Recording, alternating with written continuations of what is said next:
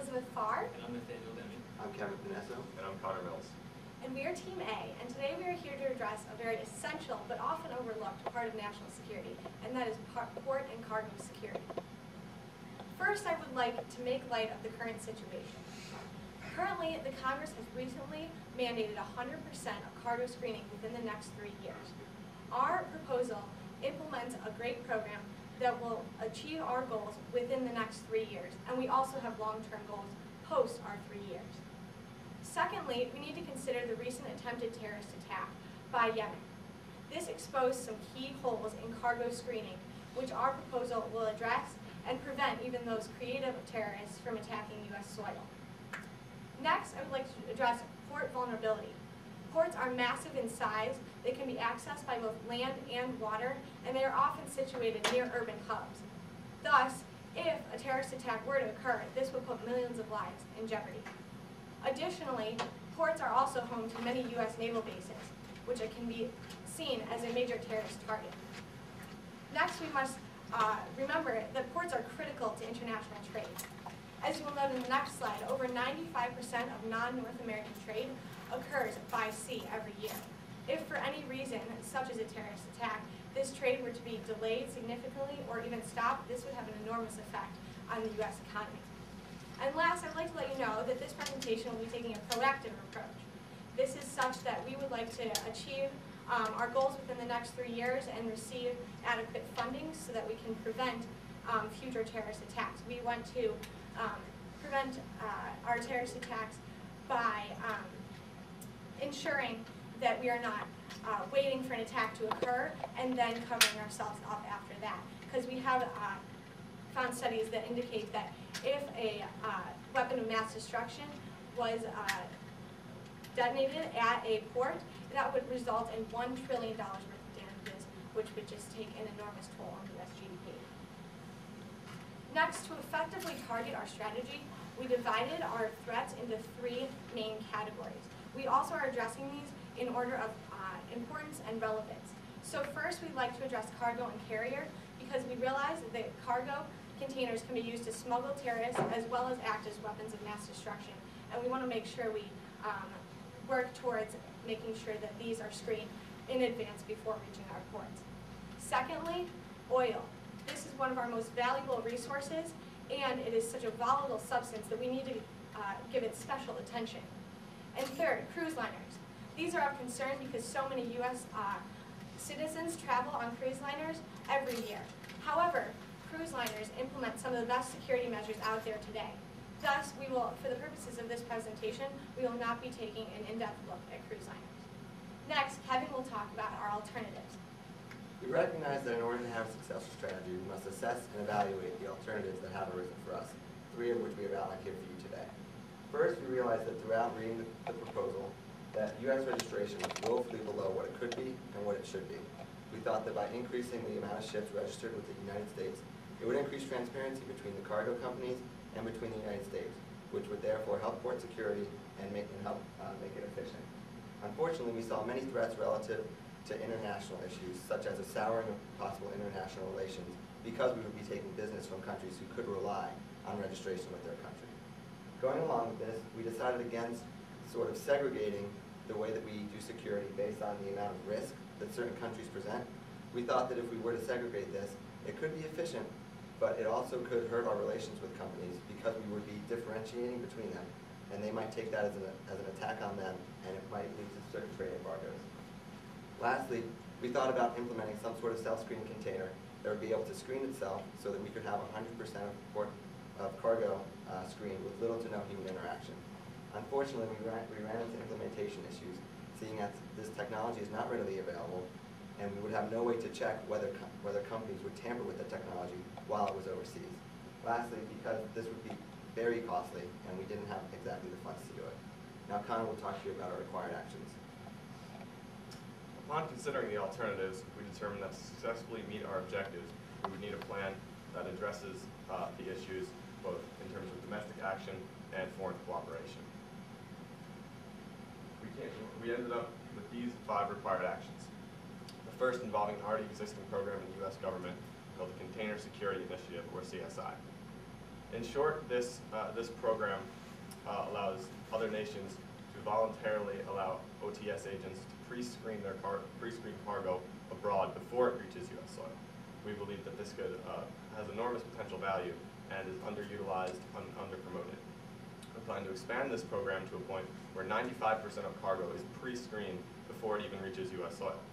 This would streamline the process of screening upon reaching the ports, decreasing traffic and bottlenecks while still ensuring security. Our next initiative involves radiation detection devices. Currently, 1,000 of these devices have been distributed among U.S. ports. However, there are 3,700 cargo terminals in the United States. Therefore, we're operating about at one-fourth capacity. Despite the fact that this covers most of the cargo coming in, we believe that it's possible, if not probable, a terrorist attack will try to utilize a smaller port with more lax security measures.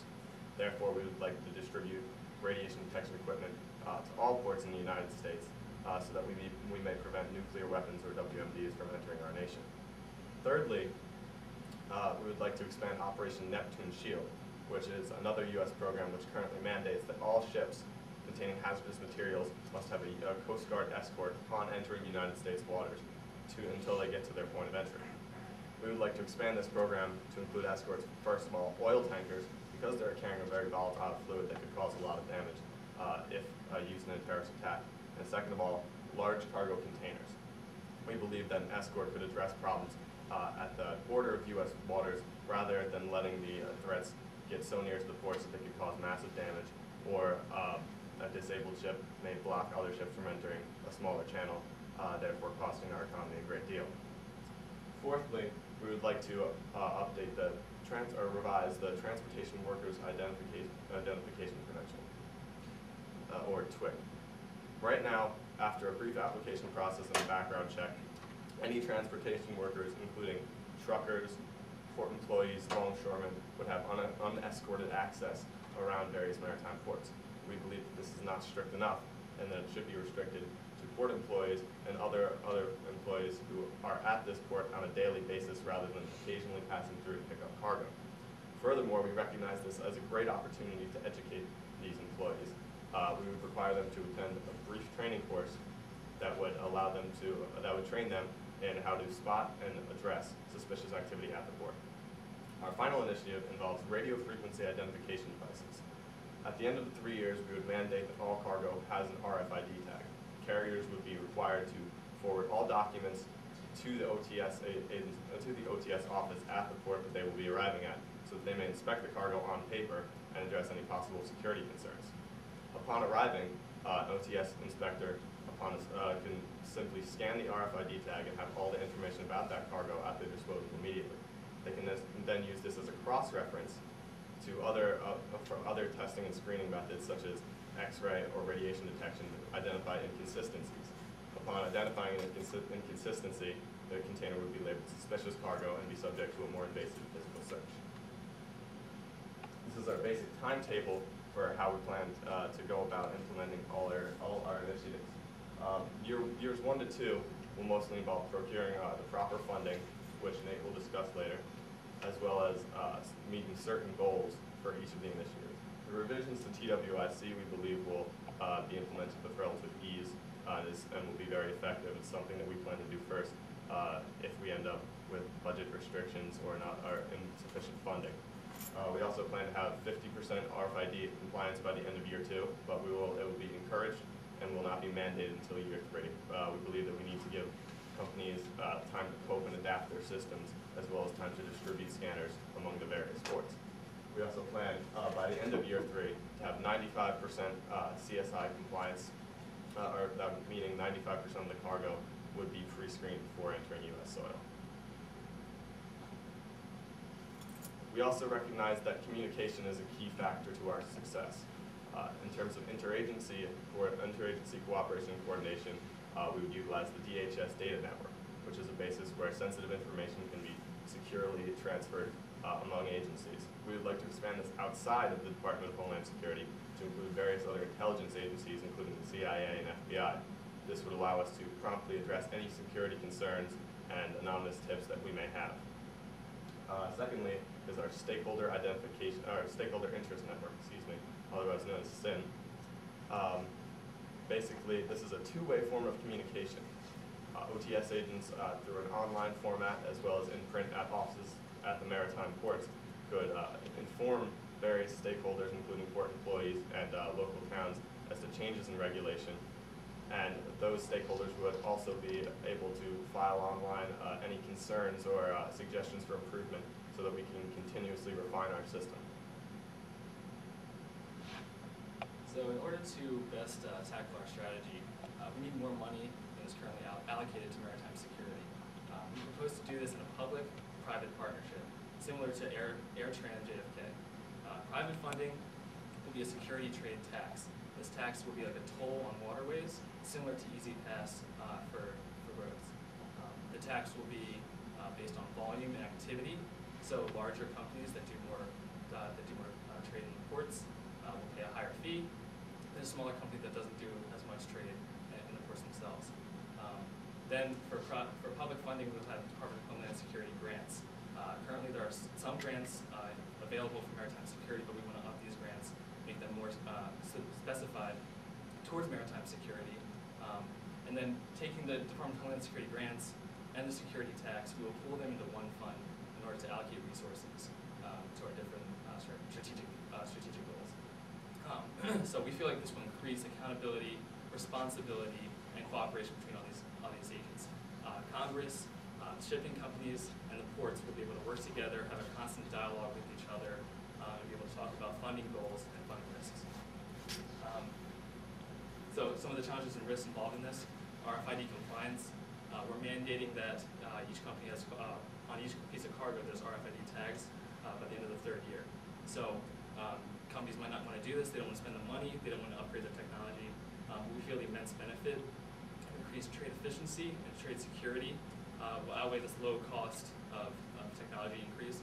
And in the future, this technology will be so cheap that you can get it readily available at any time. So our second challenge or risk is diplomacy concerns. As Kevin said, we don't want to step on any other country's toes. We don't want to take trade away from them. So we want to foster international peace and a global international trade network.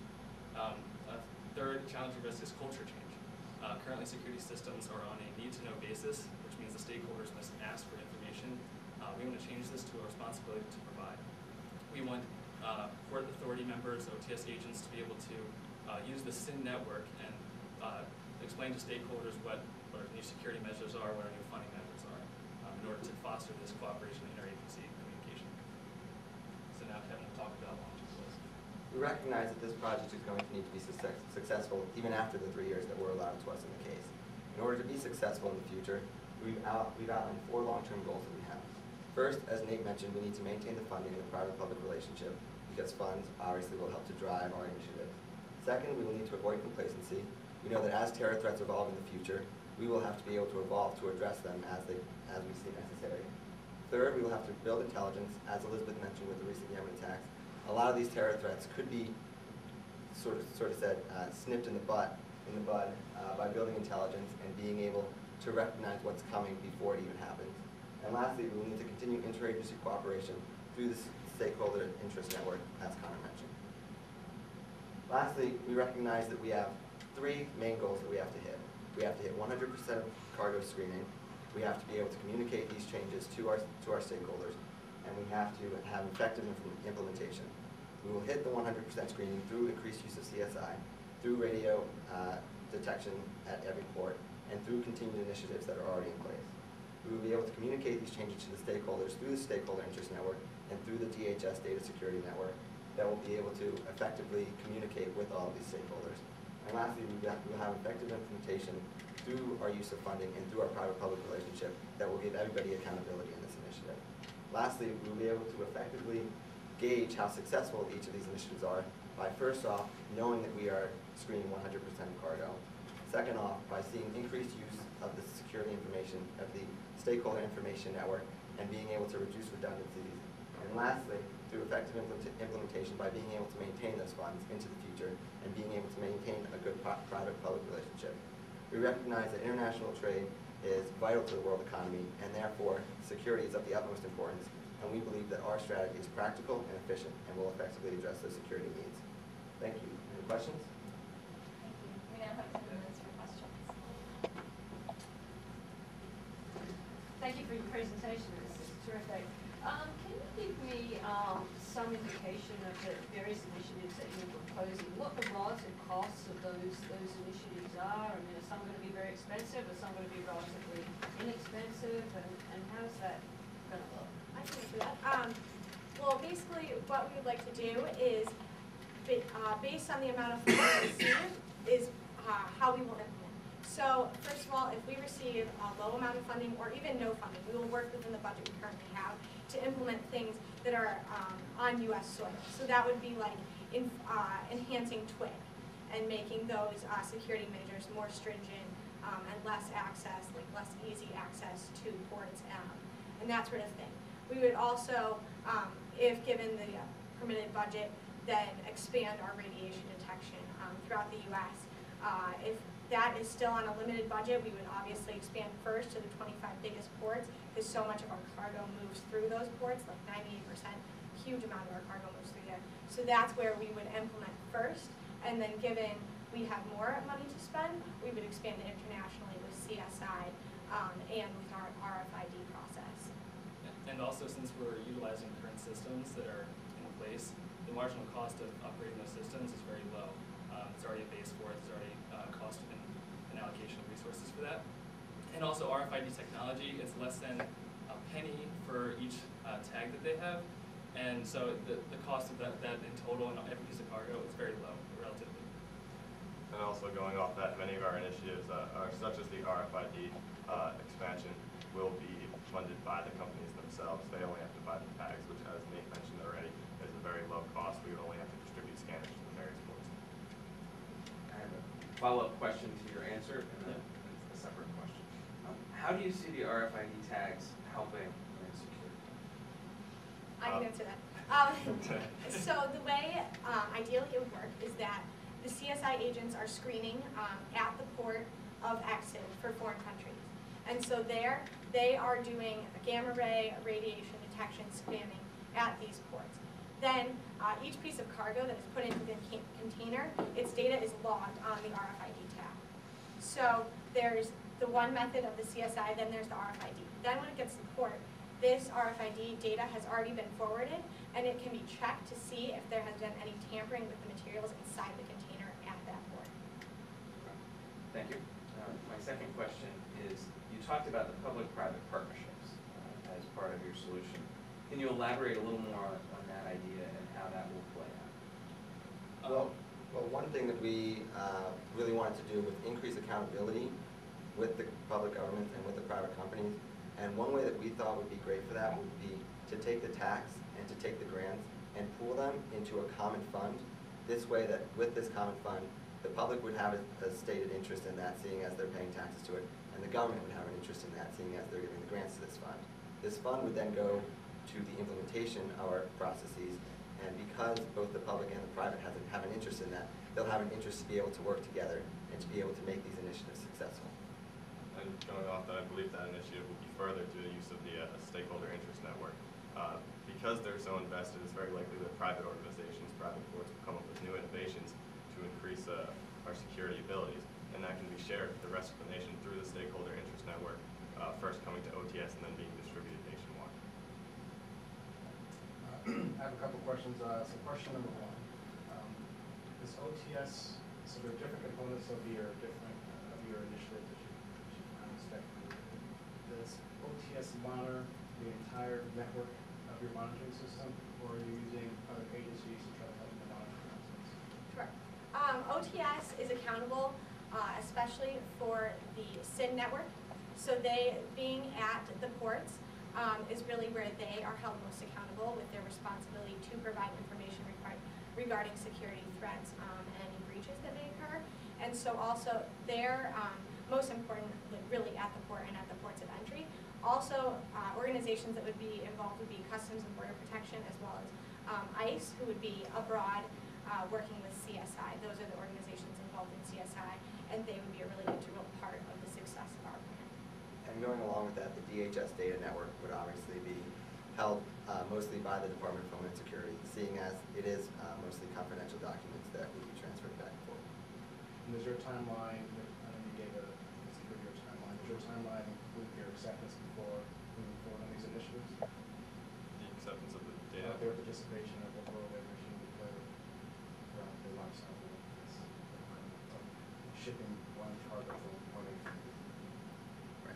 Yes, we are assuming they will accept because many of these agencies are already involved in this, and especially with regards to OTS agents, that they are already here and they, have an invested responsibility to be protecting our country, and so through their cooperation is how this will all happen, and if that doesn't occur, it's really up to the other government agencies to step in and make sure that we're securing our borders, and also just going back to CSI for a second, those agencies that are working with that have already have invested interest in this, and we have already seen other nations, the EU and the G8, cooperating with this and supporting the continued increase of security abroad as well as domestically. And just going off the whole acceptance, as Elizabeth kind of mentioned, because most of these agencies, they're already invested in it. CSI is already there. The Coast Guard escorts, they're already there. The Department of Homeland Security already has some practices for getting documents back and forth. The fact is that for some of our proposals, it's just an expansion on those. And an expansion will be based on the public-private relationship funding that we would get. And not only is it an expansion, but it's an integration of these efforts. Right now, we have, as you said, we have various efforts in place, but they're very segmented and fragmented. No one's working together. People are making good individual efforts, but we believe through integrating this system through data networks such as the DHS data network, that we can unify the effort and be more effective, more efficient, and cost-effective. Just, I got one question around the CSI, I guess move up to a 95% compliance around that. What's the process by which you would recommend we go about moving from a current state to 95% of cargo being, I guess, looked at before it hits the U.S. borders? Sure. Well, actually, it's pretty remarkable. Current CSI screening is at 86%. So 86% of the cargo that's coming to the United States is already pre-screened by the CSI. So basically, in order to increase that to 95%, efforts would include sending more agents overseas. And we have seen cooperation with this already since these world organizations are in support of this. This would obviously include some of our funding to hire them and get them abroad, but also it can kind of be seen as setting the example. And the way the program actually acts is that it's a reciprocal program, so that if we send our people over there, they are allowed and have sent their agents over here to screen cargo going to their countries, which I think is a pretty neat relationship that we have there. And so by going overseas, though, we can set the example and kind of remind countries that, and companies also, that by ensuring greater security, they're kind of expressing goodwill of their companies and have something to brag about in a way, that knowing that their goods are going to be secure and getting across the ocean. And so we would obviously hire and promote education and kind of not forcing education on foreign countries, but setting the example and providing kind of a model for other countries to model after. One other point I would like to bring up going off that is that we believe by adopting these various security initiatives, that cargo obviously will ultimately be safer, and that should decrease some of the insurance costs that these carriers experience, and that should offset a lot of the like a small tax the small tax increase we proposed should be offset by saved first of all insurance costs, less time spent at ports, so the goods get to market quicker. So a lot of this will offset making our plane even more cost effective. Okay, we're out of time.